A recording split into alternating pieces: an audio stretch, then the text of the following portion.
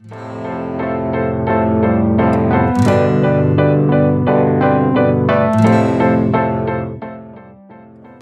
what's up guys? Pallav here, and I've been asked this question so many times that I thought I should actually make a dedicated video about it. So the question is whether you should actually buy a DSLR to be able to up your game of photography. First of all, I'll start at the end. I'll start why you might not need a DSLR and where DSLR is possibly not the best choice.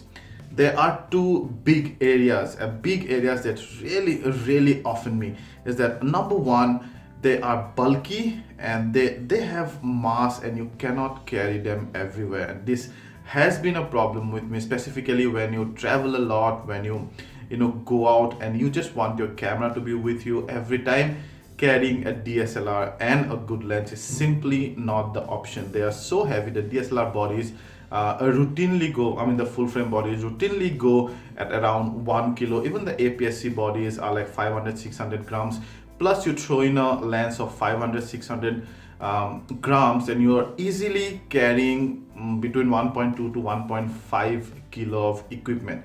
Now that might not sound like much because our laptops are also like generally that heavy, but when you have this bulky round thing sitting in your bag and you're in a mall, it constantly makes its presence felt on your neck or probably even on your waist. And compare that to your smartphone or a small point and shooter which is pocketable, and you just pocket it, you just forget it, and it's with you everywhere. Plus the biggest advantage is you go, you want to go inside a pub, you want to go inside an event, they won't stop you because the DSLR is pretty obvious. They'll tell you cannot take picture, keep the DSLR there. If you have a smartphone or a pocketable point and shoot, more often than not, probably they would not stop you.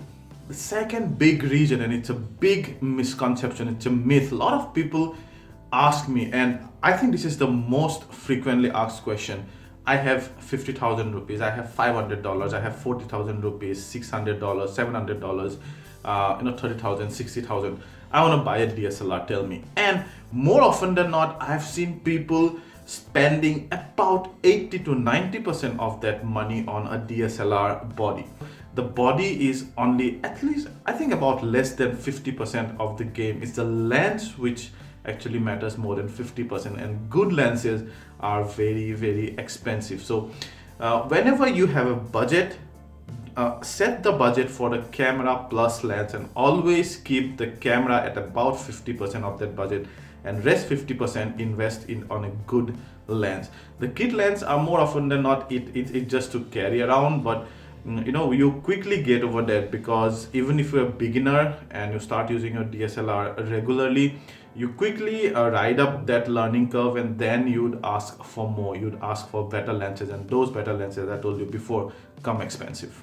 Number three reason is that specifically if you're a beginner or if you do not have much time to lug around or to fiddle around with your controls, then you would find a DSLR a big hassle, because the DSLRs are they have so many manual controls, and they are like, you can use a lot of today's DSLR in the auto mode, but that's not the point, right? You're paying so much of money, so you automatically go ahead and you try to play with the manual controls, because that expert told you that if you shoot in manual you click better pictures, which is not necessarily true, but of course you believe it because you've spent so much of money.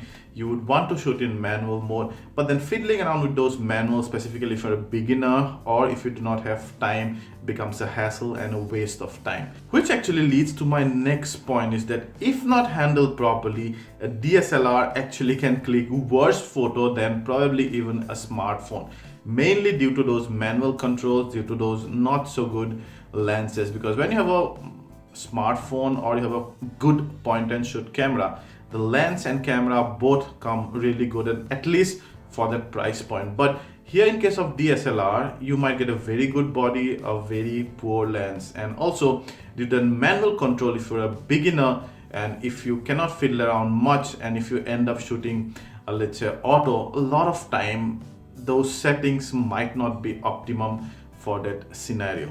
Last but not least is DSLRs are really bad for video. Well, a lot of the recent DSLRs, like let's say the Canon 80D or the Sony Alpha 99 Mark II, even the Mark I, they are actually becoming good for videos, but still they are, as a whole, DSLRs are not comparable with the video capabilities of a video camera dedicated or even a mirrorless camera. The mirrorless cameras nowadays are far more let's say supremely reigned video machines than the DSLRs. Okay, so after that bash up, and I almost probably made you believe that the DSLRs are not good for photography, that's actually not the case. Otherwise, they probably wouldn't have survived this long. And believe me or not, more people in the world still prefer a DSLR over mirrorless cameras or the expensive point and shooters and stuff. And here are the reasons why. Number one is that if you want autofocus, real autofocus, DSLR is the way to go, because DSLR has a mirror. When you use the viewfinder, that face detection autofocus system, a mirrorless camera just cannot beat it. The autofocus speed, autofocus accuracy, the amount of, when you use a good lens, overall that autofocus acts perfectly fine and much better than a mirrorless camera, and definitely more than your smartphone. Nailing an autofocus in 90% of the case will make your photo automatically good. Now that leads to our second point, is that when you use autofocus very quickly for fast moving subjects, so you'll see that many pros who shoot fast cars, who shoot sport, who shoot wildlife, fast moving wildlife, they would never go for a mirrorless. They would always go for a DSLR, mainly for two reasons. Number one is that they have longer lenses available, of course. Number two is that autofocus system. I told you it's a face detection autofocus system, and through the viewfinder it's extremely fast and accurate. And number three is the viewfinder, is the mirror itself. The mirrorless cameras, for example, has an EVF and not an optical viewfinder.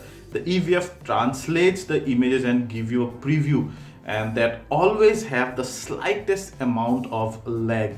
Although the lag is becoming less and less in modern mirrorless, but it's still a lag, and that lag may result in the photo that you want and the photo that you miss if it's a bird, let's say, flipping its wings. So when you have that kind of an action, when you have an F1 car shooting, then that optical viewfinder is really important. Number two is that, now you get the full frame and APS-C mirrorless as well, but with DSLR as well, even if you click video or still, you can really have that cinematic effect. You can really have that bokeh effect in the background, and a nice shift from the subject to the background, specifically on a camera like the Canon 80D, for example. Although the mirrorless cameras are better than that, but that a vast selection of lenses and all will allow you to shoot some subject that the mirrorless camera probably would not do. Let's say a bird. The mirrorless camera generally do not have that long a lens yet. And actually, at the end of the day, it's always the ecosystem that matters. When you buy a gear, you want the accessories, the lens, the surround system, the support system to support you. And let's say with a DSLR, it's a matured ecosystem. So you have, for a pro and even for an amateur, for a serious photographer, it has enough choice of lenses. You have more than you need. It has enough choice of flashes, enough choice of the other accessories, the cables, the wireless remotes, and all these things that make up for a complete shoot, you actually would get with a DSLR only, because they have been in existence for so long. There has been an ecosystem, a complete ecosystem for long. The mirrorless cameras still do not have that. For example, Canon recently shelled out two brand new mirrorless cameras, the EOS M5 and the M6.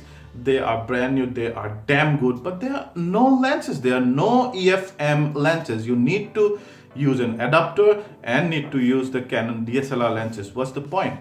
If you have the DSLR, use the lenses straight away. So purely for that ecosystem, probably I would actually stick to the DSLR over a mirrorless. Obviously, when you see the overall photographic quality, giving the same amount of effort, giving the same amount of time, giving the same amount of skill set, a DSLR obviously will click much better picture than a smartphone and better picture than a point and shoot which has a smaller sensor, because at the end of the day the sensor is the brain of the camera, and DSLR generally will have an APS-C or a full frame sensor. They take in more light, they give you more depth of field.